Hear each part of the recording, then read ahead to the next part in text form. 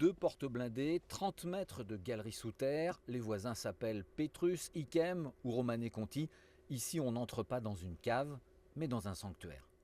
Je ne veux pas entendre parler ce mot cave et cave veut dire bouteille de consommation pour se faire plaisir. Ici, il s'agit de collection. Sur les 40 000 bouteilles stockées, certaines ont une haute valeur historique, comme le cognac de Napoléon, année 1811. Pour d'autres, c'est la rareté, celle dont le cépage a disparu.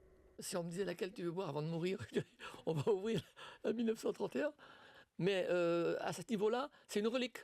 C'est le survivante d'un millésime le plus grand du siècle, de la bouteille la plus extraordinaire dans le Porto. Pour cette pièce unique au monde, il faudrait débourser autour de 100 000 euros.